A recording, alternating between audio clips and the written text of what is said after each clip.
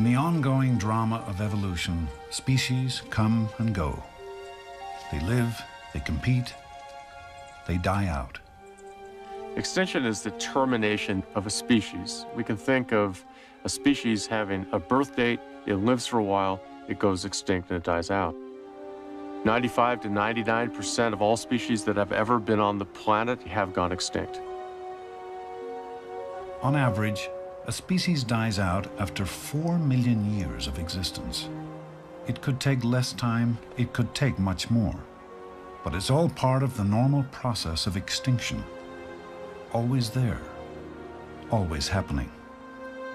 Conditions change. A new predator arises. Perhaps the climate changes. Perhaps a mountain range suddenly appears geologically. Through those processes, this particular species is no longer able to live. It dies out. The extinction of species that can't adapt or compete creates opportunities for new species, new forms of life, in an endless cycle. So evolution and extinction are in balance. But what happens when a planet-wide catastrophe kills off many species in a great mass extinction?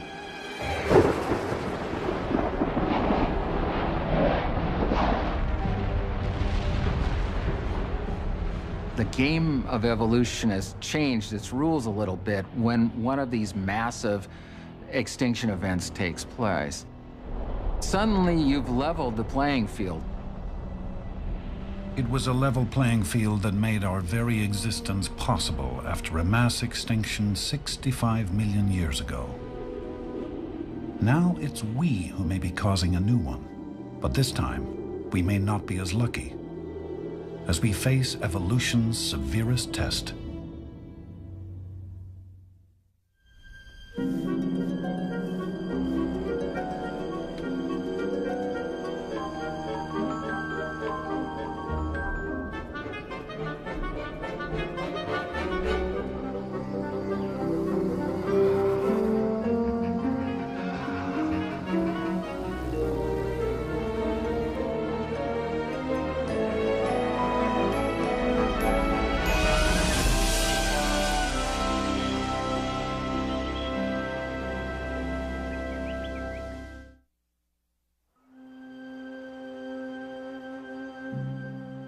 Five times in the past 500 million years, a mass extinction wiped out most of the species alive at the time.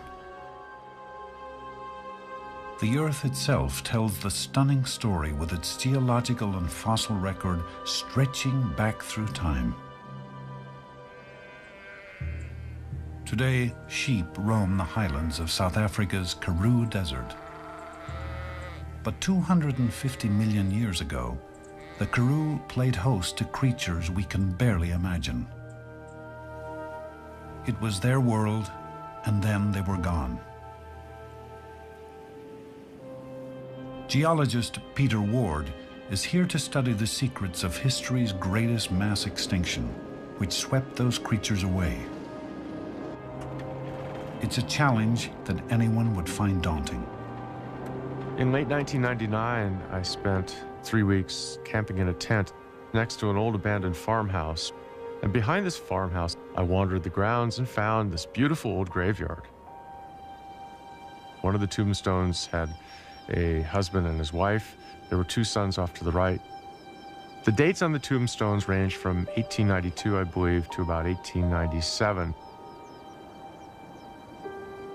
The mother was the first to go, and the youngest son, who was only 42 years old at the time, was the last to go in 1897. All die out in this 5-year time span. There's a tragedy that has happened here, yet we have so little record of it. Looking at the epitaph, Neem dan vry my stof oor aarde, translated into English, that is, take my ashes and set them free, O earth. So 100 years, these people are just wiped off the face of the earth. Absolutely. And we have no idea what killed them. Yes. And if that's the case, how am I going to figure out what killed animals that lived in those hills, the fossils of which we have from 250 million years ago? 250 million years ago marks the end of the geological time period called the Permian. It's the rocks of the Permian that give Peter Ward his first clues. These types of layered rocks often have fossils. In fact, here in the Karoo, we find within these green layered rocks lots of fossils of two types. We find skeletons, and we find the remains of activity of animals. Some animals burrow. They make little tunnels in the strata. As a matter of fact, there's probably one sitting right back here. This is either a bone or a burrow. Here's the piece of a burrowing organism of some sort. Some animal was living and digging through the strata. It gives us a sense that not only were there larger vertebrate creatures here, but a wide diversity of smaller animals. Sometimes they died or were killed or predators took them down. Their skeletons fall in this sediment, and we find it as fossils. At the South African Museum in Cape Town, the fossils of dozens of species have been recovered from this lost Permian world. I was walking on a farm track, and there in the middle of the farm track was this little piece of bone sticking out of the shale. Not a very exciting piece, but I took my pick and started to work around it and revealed the back of the skull here and then down towards the snout. And when finding the tusk here, this beautiful faceted tusk, I knew that I had a complete skull. Then I began the long task of uncovering the back of the skull, uncovering vertebrae after vertebrae, working down this way with the ribs beginning to develop here. After 2.5 hours to 3 hours, I knew that there was a complete articulated Lystrosaurus. Lystrosaurs were the Permian's most common plant eaters. Gorgons, ferocious predators up to 10 feet long, ruled the plains. Then suddenly the Permian ended. The rock record reveals a cataclysmic change at the threshold of the next geological period, the Triassic. We geologists can climb through time. I'm going to climb about 50 feet up through here. I'll go through 2,000 to 5,000 years of time when I do it. This is the very last layer of the Permian. As soon as I climb above this, I'm now in the Triassic.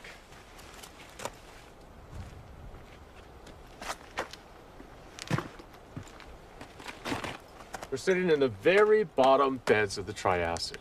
In these beds, we have no fossils whatsoever. All the Permian creatures that we saw right down there have disappeared entirely.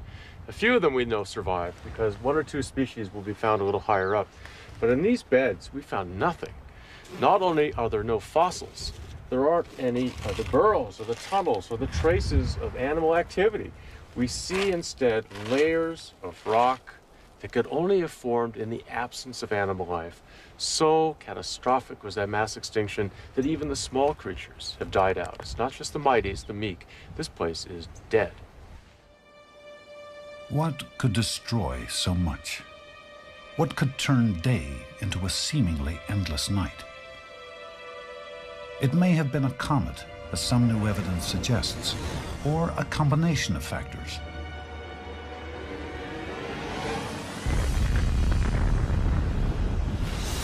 Sea levels dropped.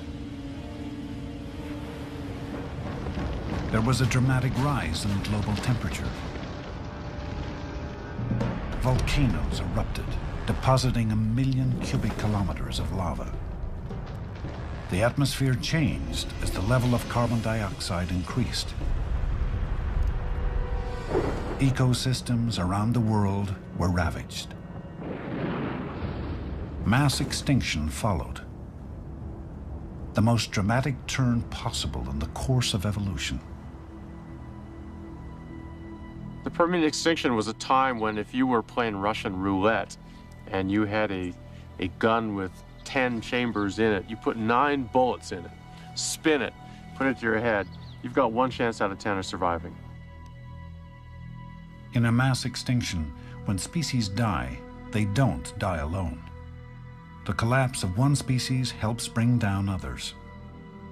You could almost analogize that to a house of cards. Each species props up another in a sense. Because the creature that you eat is that card that is sitting under you that gives you your energy.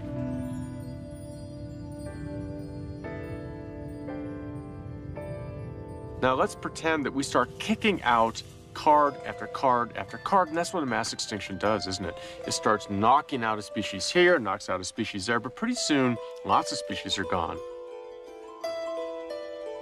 And it's not just the disappearance of species now, the whole house of cards falls down.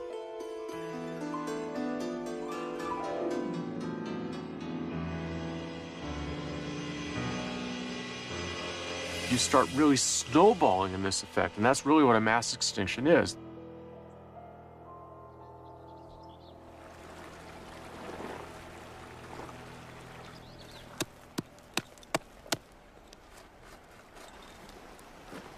The rocks tell the extraordinary story of what happened next.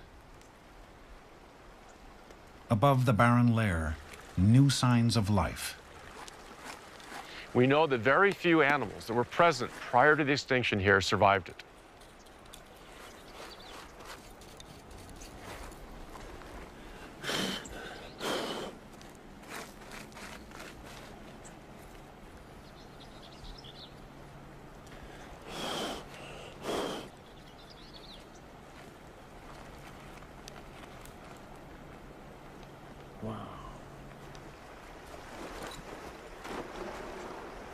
I just found a carnivorous mammal-like reptile in strata that we have just above the mass extinction.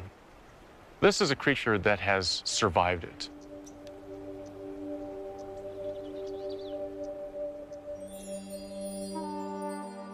The mammal-like reptiles looked like crosses between dogs and lizards. But they weren't the only survivors. Two lineages that get through have tremendous consequences later in time. Both are pretty small in size. They start evolving because the world is empty, and empty worlds really begat a tremendous amount of evolutionary diversifications.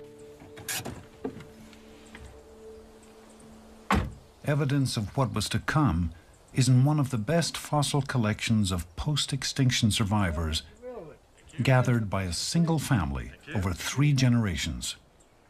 Of all the skulls in this museum, this is my favorite. This creature leads to the dinosaurs. At the same time that it exists in the earliest Triassic period, right after the mass extinction, we find a second small carnivore, very different.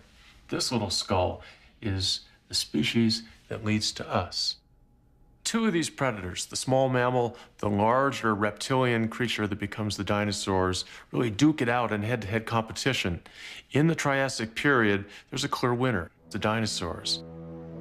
It took around 20 million years for the first dinosaurs to evolve, on their way to the giant creatures we think of today. Dinosaurs get big, they're baroquely diverse with all kinds of weird adaptations, with armor, with predatory animals, with bird-like animals, the dominant animal features of the landscape. Mammals just scurry around in the shadows. They're small, shrew-like or rat-like in many ways. They look like some of the least dramatic things we have today.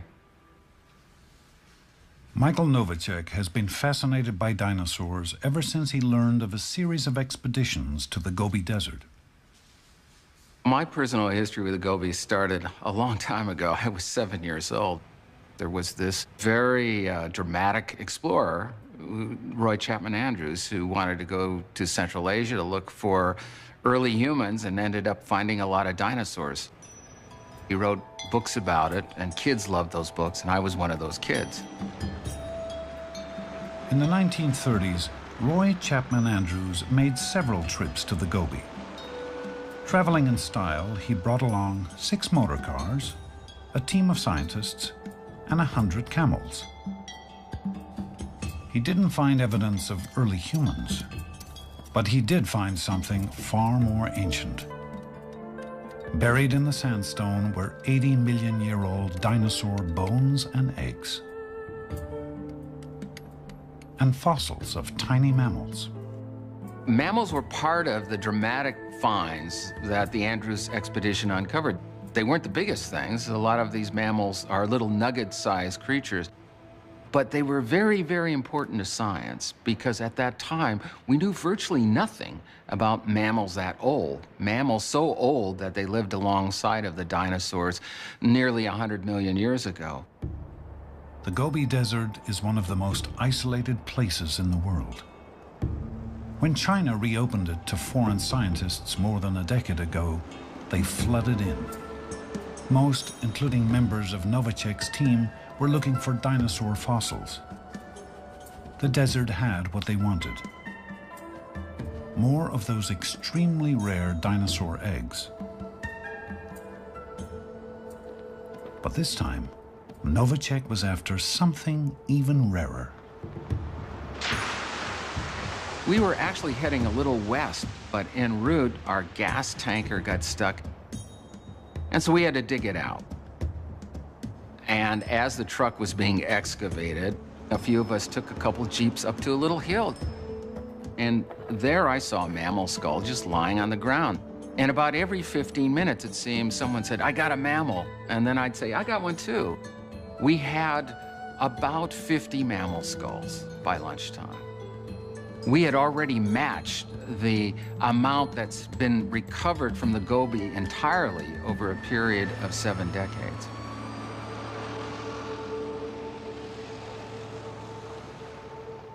This is about as big as they get. This is the skull, and you can see the front teeth here. It's really no larger than a squirrel, or what we would call a small mammal today. It contrasts dramatically with some of the smaller skulls. This encompasses practically the entire size range of mammals during the time of the dinosaurs. Like many of their descendants today, the mammals survived by being nearly invisible. They were nocturnal. They scavenged. They reproduced quickly. Mammals are beginning to get better developed brains. The eyes are becoming larger. And even in the skeleton behind the skull, we see a number of very interesting transitional features. In the pelvic region, there's evidence of splint-like bones that suggest support for the abdominal cavity. And this probably supported a pouch, very much like living marsupials, like opossums and kangaroos. A transition between a more primitive egg-laying behavior and a more advanced behavior or more advanced reproduction that we see in today's placental mammals like us. But mammals remained second-class citizens in a world where dinosaurs ruled, until the inconceivable happened again, 65 million years ago.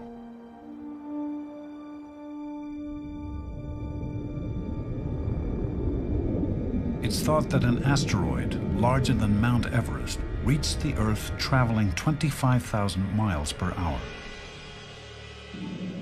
The mammals were used to avoiding dinosaurs. But an asteroid was something else entirely.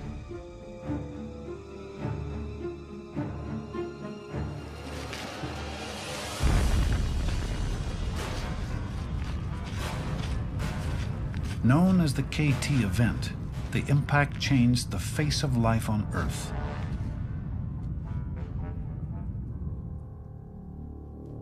The small mammals survived, but in a landscape of death and destruction.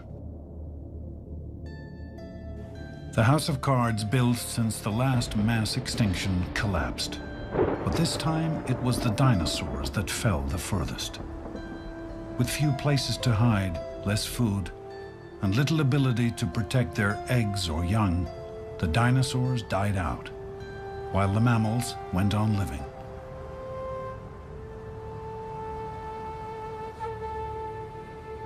Mammals that survive this event stay small, maybe for a couple million years. They start to get slightly larger and diversify. We have a sort of a lag effect with this KT event, a recovery of perhaps the ecosystem, and then the mammals really take off. Mass extinction had provided an unexpected opportunity.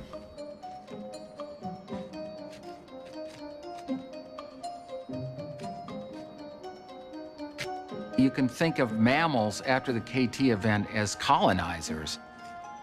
They first landed and made a toehold on a new land where there are lots of tremendous advantages to them, and they're not competing with these large, big, plant-eating or meat-eating dinosaurs. They spread out to all parts of the world. They competed and diversified until most of the largest animals on Earth were mammals. About 35 million years ago, mammal evolution produced the first true monkeys and apes from earlier, smaller primates. Then, generation after generation, the process of adaptation and change, of evolution, continued. Around 5 to 6 million years ago in Africa, the first human-like primates emerged. Some of their descendants would play an unprecedented role in evolution's future. They left their bones on the valley floor, in caves and on lake beds. They began to walk upright. They left their footprints in volcanic ash that hardened. One lineage branched. Some species went extinct, while others evolved into the ancestors of modern humans.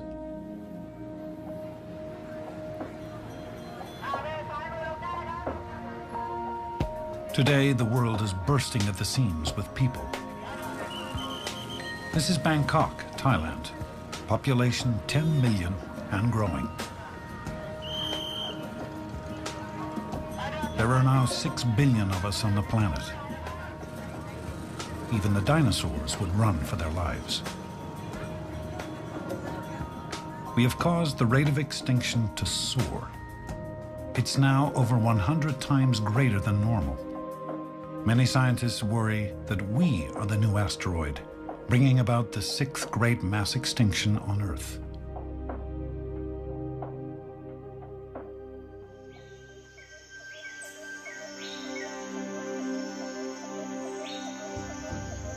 This is Kenkajaan National Park. Population 0, in an area twice the size of Bangkok. From all appearances, a hidden world, unspoiled, timeless. Just 300 miles from Bangkok, it's protected by natural barriers. The Tenasserim mountain range runs through it, creating a steep, rugged terrain. The forest is dense. The Petsberry River can be difficult to navigate. But no one knows if the animals living here have found a sanctuary or have disappeared from the forest. We're in grave danger of the empty forest syndrome.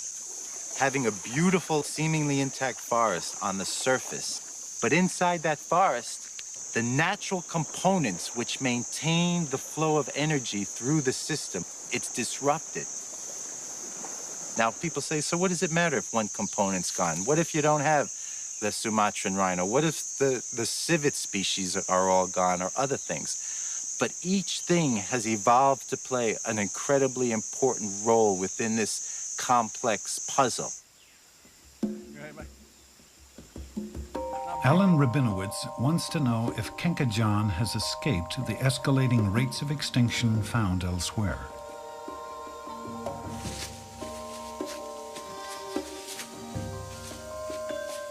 So he and his colleague, Tony Lynham, collect data on the actual number of animals living in the park, especially the carnivores.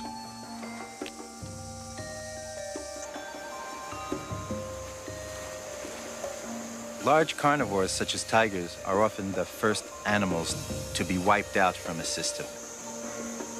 If you go into an area and find relatively abundant sign of large carnivores, you know what you're dealing with, by necessity, is a very healthy, at least seemingly stable natural habitat. The typical habitat works this way. Sunshine, nutrients, and water make plants grow. The plants are eaten by herbivores, which in turn are eaten by carnivores. About 100 pounds of plants generally sustain about 10 pounds of herbivore, which sustain about 1 pound of carnivore. Healthy carnivores mean a healthy forest. When Alan Rabinowitz was here last, the news about the forest was good. More than 10 years ago, I landed here in Gengajan National Park. We got down in here, and I was very pleased to see that the place was beautifully intact in terms of the vegetation. But more importantly, I was able to find tiger sign virtually everywhere I looked. I would hike through small rivers, and there'd be families of otters starting to swim around me. Elephants came to my camp at night. Gibbons sang every single morning. Hornbills flew overhead all the time. All the signs of a healthy, intact, relatively unhunted forest were there, which made it probably one of the few places in Thailand. And in fact, when I surveyed throughout the entire country at the end of the survey, it became even more clear that Gengajan was easily the most pristine, the most untouched piece of forest left in this entire country. But is it the same today? On a search for life, every stop offers more clues. Fresh elephant, nice size. His cat, small cat. The group uses well-traveled elephant paths to navigate the forest. An elephant trail is a trail that elephants are walking on constantly, and every time they walk past this vine, they just push it back this way and then push back this way, and all of the bark has started to come off. 3 other teams are in the park, each retrieving special cameras with motion sensors, which were carefully placed a month before. Called camera traps, they take a photo when triggered by an animal walking by. Batteries, I guess. The camera's taken a whole roll of film and it's rewound, so there's 36 shots taken. What the camera traps will help us do is start wrapping some numbers around these things, helping us quantify. It's one thing to say, boy, sign of tiger is everywhere. It's another to say, just on this one survey, we have taken pictures of a minimum of X numbers of tigers. The cameras serve as an unseen observer. In one day, a camera trap can catch more tigers on film than Rabinowitz's team could see in months. I'd say tonight camp here, tomorrow morning go down the stream and check out this area and check out what we've got in terms of So that's where you think we might have Siamese crocodile? Yeah. That would be neat. That'd be something else. The Siamese crocodile is a species that 30 years ago lived throughout the tropical forests of Asia. But they have been relentlessly hunted for their skins. Not a single one has been seen in over a decade.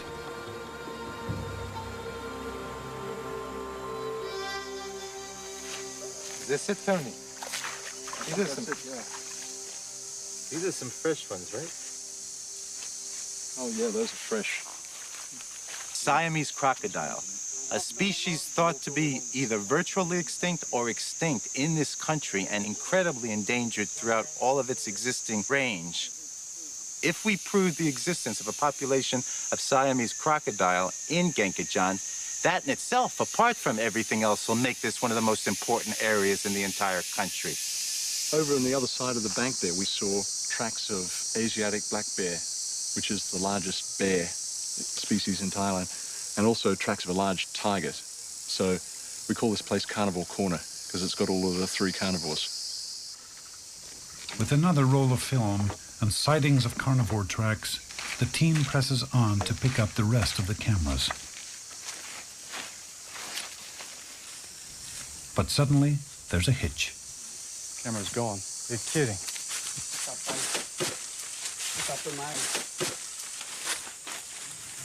The camera's gone. Who the hell is this? Somebody stole it. Damn it, somebody stole it. Yeah, you can see it's been cut. It's been cut right here. Somebody's coming and cut the bamboo and taken the trap. It could mean we have a thieving problem, or it could mean that this area is being more hunted than we think it's being hunted. Gone. It's gone. The camera trap is gone. Combination. Again, combination, you know. And that one? Gone. I can't believe this. This is stupid. Why is this happening? Why would they want to take the cameras? Ramifications of losing these cameras. There's a lot of ramifications. In terms of data, it's a major loss. It takes an incredible amount of planning and time and effort to even get to do an area like this. This area was chosen for its remoteness. The fact that it's quite obvious that these cameras are being both stolen and vandalized is very bad. I've never seen this in my 20-plus years in the field. It looks like somebody's come along in front of the camera, taken a picture of themselves. They didn't want that to happen. So they tried to take the camera. They tried to slash the lock, but the locker's got a steel cable on it, and they couldn't take it off. So instead of taking it off, they tried to destroy the picture, destroy the film. So they've got a knife, and they've just slammed the knife into the top of the camera. It doesn't surprise me that people are anywhere anymore in this world. I'd be more surprised if we found a spot where there really weren't any people penetrating there. It's a male. It's a male. It's a young male. It looks like 2 years old. A lot of people ask me why I do the work I do.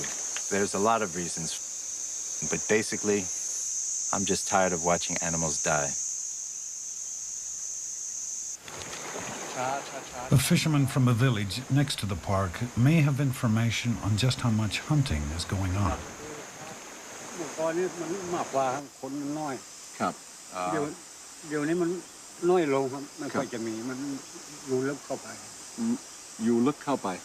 So now there are fewer tigers than before because there are more people here, and the tigers are found further into the forest. Asking about snares. แล้วลุงรู้จักคนที่ขึ้นไปหาสัตว์ดักสัตว์ไหมครับ ไม่มี Says that they don't use snares, that they don't hunt, that there's no hunting. It's probably the truth is somewhere a little probably in between.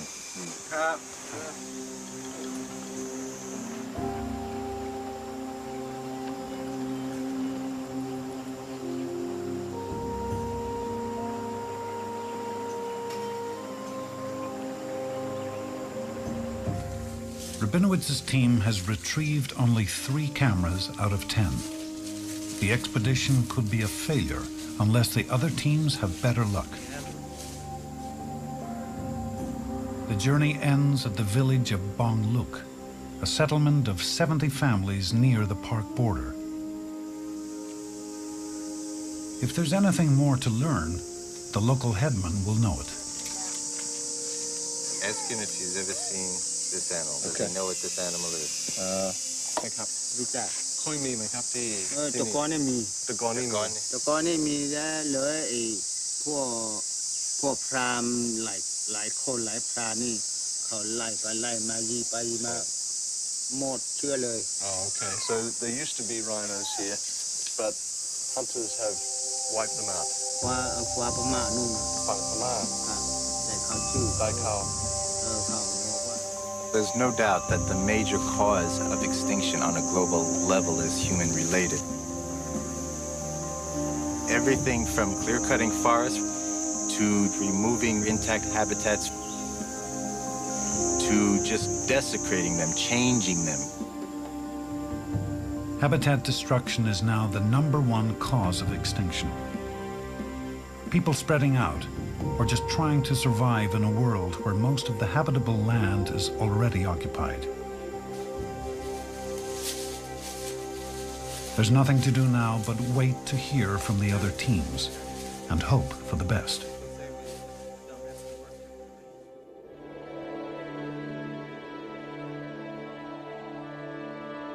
Thailand isn't alone. Hawaii is another once isolated place. For centuries, it's had to battle the number 2 cause of extinction: biological invaders, foreign species that can overwhelm native life. Born of lava from undersea volcanoes, the Hawaiian Islands were barren at first, and every species was an invader.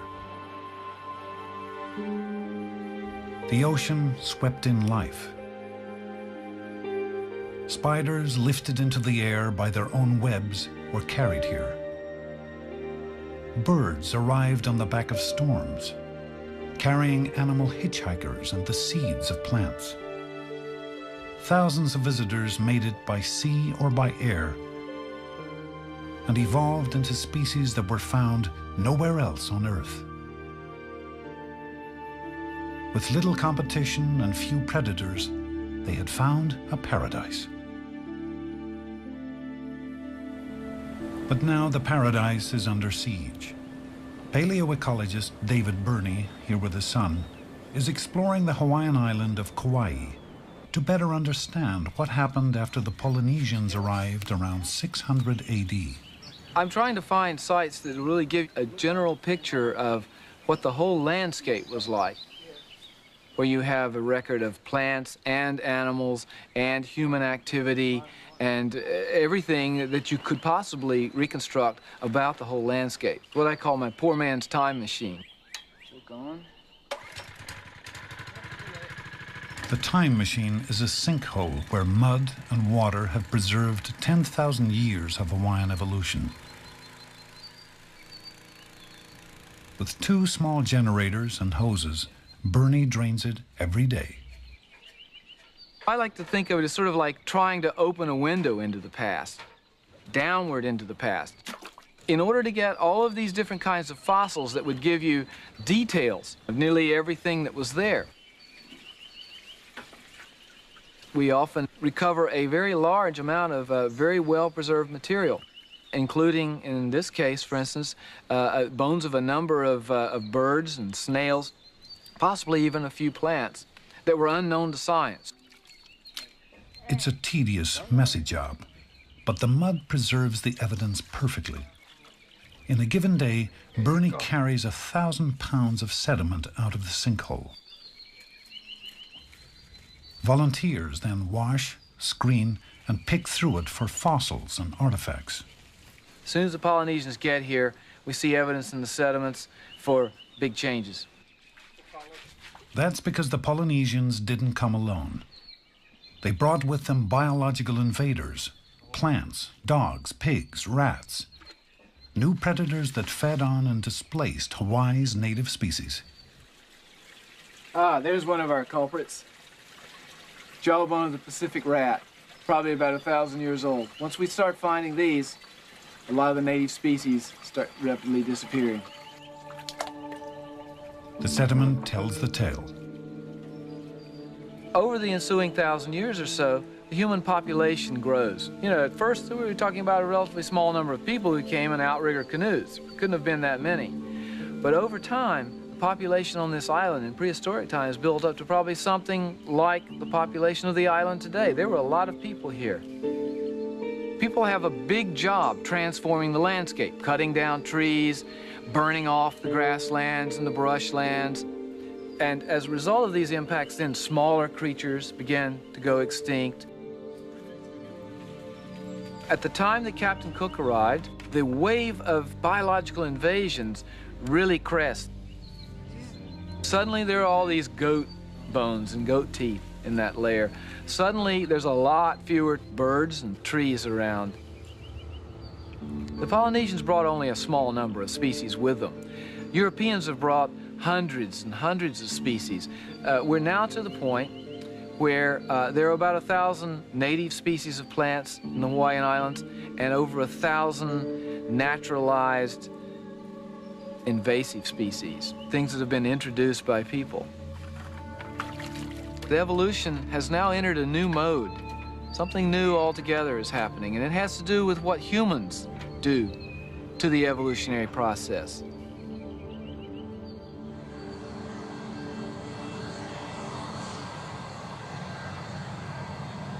The invasion of Hawaii is a microcosm of what's happening throughout the world today. At any moment, 100,000 people are suspended in planes over the Atlantic Ocean, traveling from one continent to another.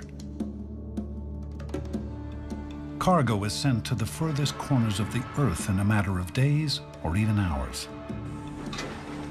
And with it comes other, smaller passengers who are not going to get back on the plane and go home. In ships, ballast water is taken up in one port and discharged in another. With it comes invasive species like the zebra mussel, which arrived in the United States in 1988. Quick to reproduce, these 2-inch-long mollusks encrust spawning grounds, clog water pipes, and consume plankton, which native fish and mussels need to survive.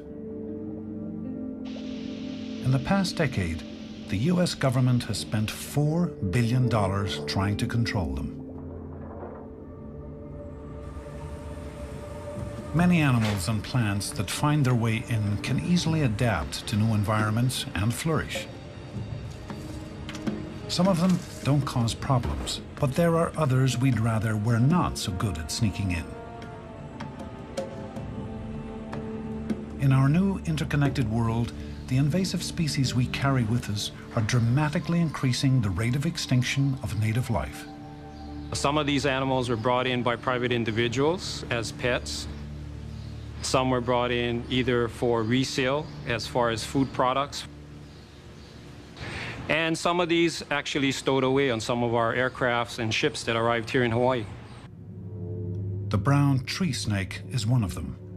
Originally from New Guinea, it can grow up to 11 feet long. During World War II, the snakes began to climb the landing gear of planes and curl up in the wheel housings, or hitchhike rides on cargo ships. When they arrived in Guam, the snakes would slither off and head for the jungle. Then they would climb trees in search of food. The eggs of the native birds were easy targets, and 9 of Guam's 11 forest bird species were driven to extinction. Hawaii's Department of Agriculture now has to use trained beagles to sniff out the snakes. Where is it? No. This time, it's a test for training. But the next time, it will be for real. Good girl. The last brown tree snake that showed up here was found in the wheel well of a Continental Micronesia 747 aircraft that arrived the day before from Guam. It does show that the snakes are getting up there. The main word for the Hawaii Department of Agriculture is that the brown tree snake becomes established in Hawaii. Hawaii leads the nation in the amount of endangered species. Okay? Many of those species are birds. Okay? If Hawaii loses our native birds, we also lose a lot of our native plants, and the whole ecosystem in Hawaii will be affected forever. And the paradise we know might not be around in years to come.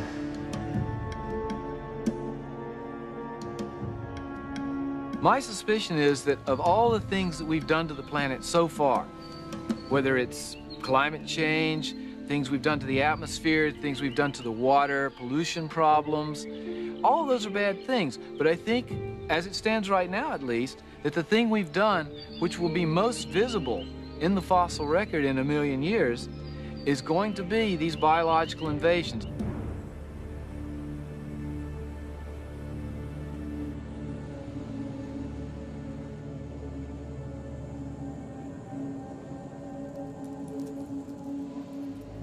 Scientists have a term for biological invaders. They call them weed species. Like weeds, they survive and adapt almost anywhere and push out the native competition. They are the ultimate survivors. There's quite a bit of speculation and theorizing about why invaders seem to be so successful in moving into a new area. The animals that tend to invade are more mobile, maybe more adaptive to more general changes in habitats, more flexible with environmental change. That confers some kind of competitive advantage.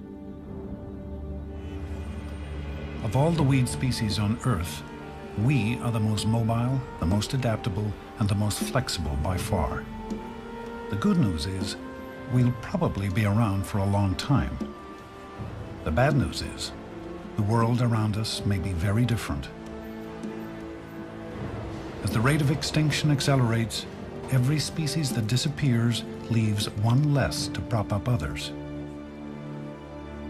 So the question is, in our own modern world, with our own house of cards, how close are we to that whole edifice coming down? Have we reached that threshold?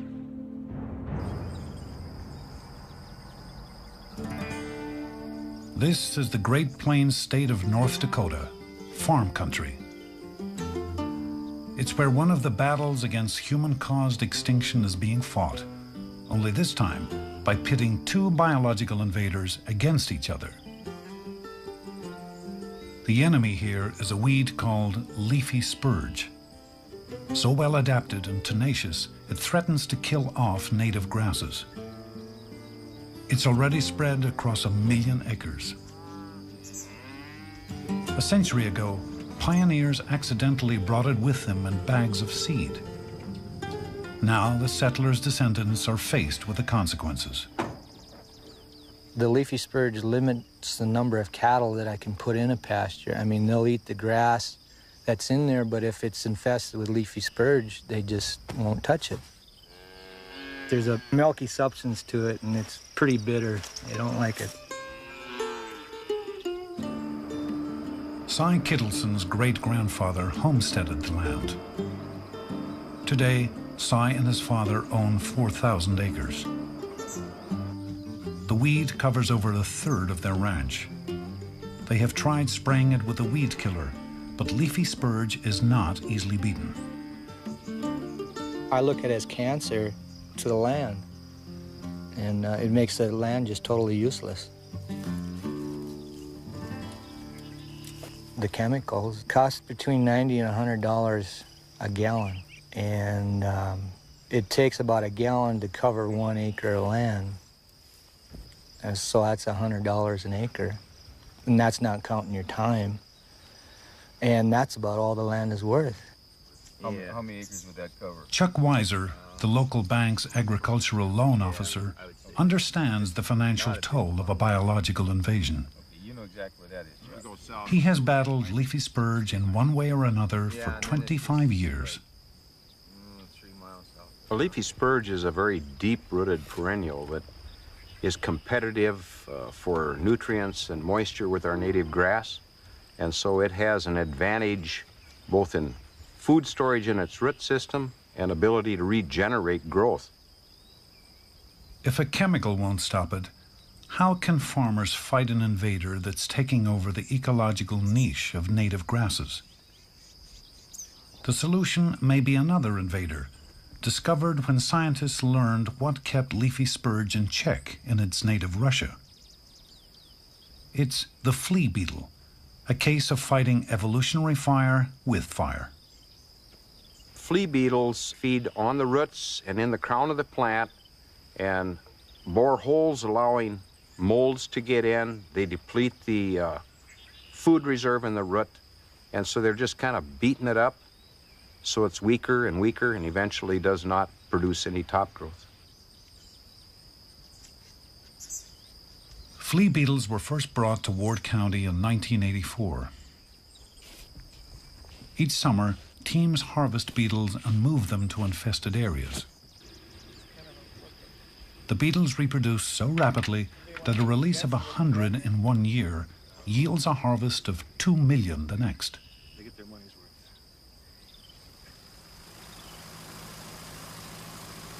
That just leaves the challenge of actually getting them to the right place.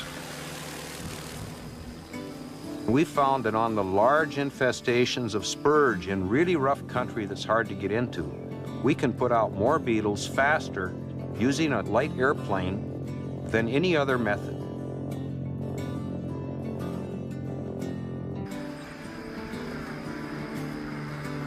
Our flight today consisted of 150 canisters we dropped with approximately 5,000 beetles in a canister. We put out somewhere around 750,000 beetles. Weeds grab life from us. If we don't do something, we'll be taken over by them. It started out small, and now every spring now I go out and harvest these bugs and spread them around, and I can really see some good results with it now. It's going to take a while. It's going to take a long time, but I can see the results. The story of Cy's farm is a story of hope. It means that we can do more than just watch native species go extinct. We can fight back, but that requires information we may not have.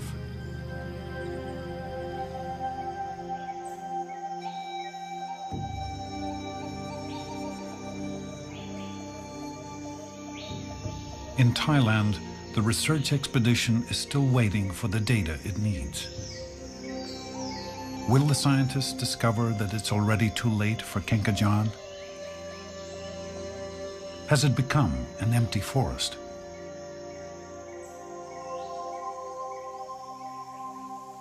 The other teams have collected all their cameras without trouble. 33 rolls of film in all. Oh, look at this. What you got here? That's a That was beauty. But I got a probably- better one for you. Look at this. Wow. Now that's a nice picture. Tiger What we got and here? leopard. Another leopard. Another tiger. There we go. Holy cow. Look at that. I'm Oh, assuming look. this is sambar deer. That's a nice That's a tiger. really nice Well, that's tiger. a nice shot. Now, this is really interesting. Poachers or local people or something or other. This is the We got Peppery the- River. This is the second route. This is This the is- one where I walked up 10 years Yeah, ago. yeah. That one? That That. is some area. Look at this tapir. Tapir, yeah. Phew. Look at that. We've got great. Look at this. Siamese crocodile. Oh, there it is. Look at that. Crocodile. This is the first recent photo of Siamese crocodile in Thailand.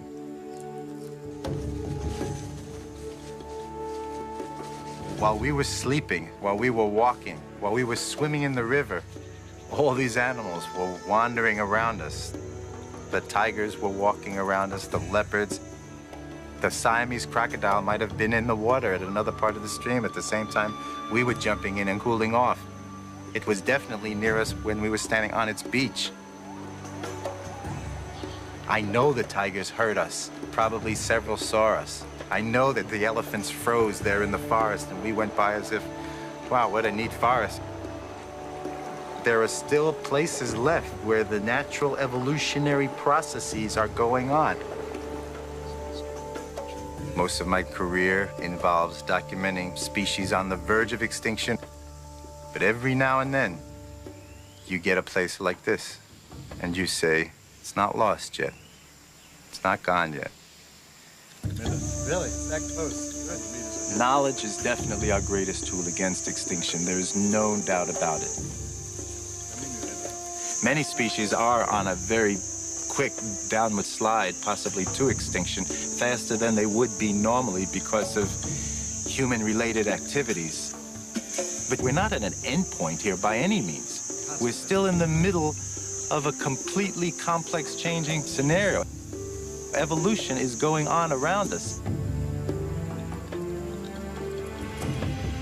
If we can slow the rate of human-caused extinction and avoid a mass extinction by our own hands, then the natural cycle of death and life, extinction and evolution, can play itself out at its own speed as we try to learn more about it.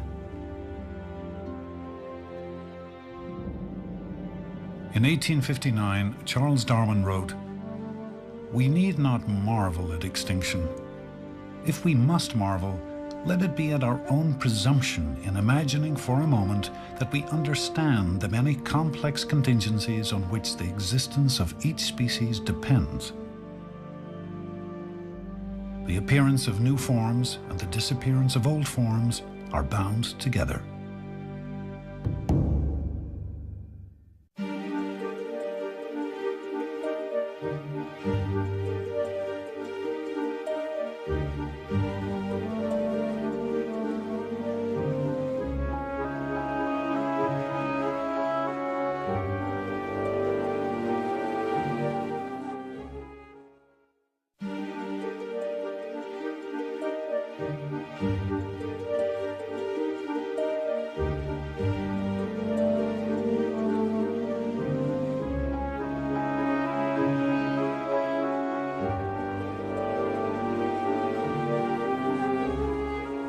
Continue the journey into where we're from and where we're going at the Evolution website. Visit www.pbs.org.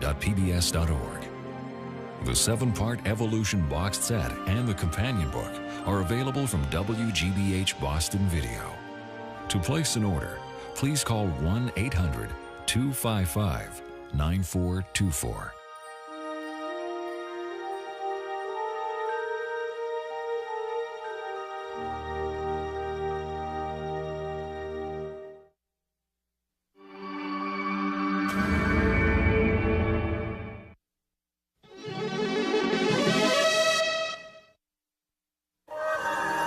This is PBS.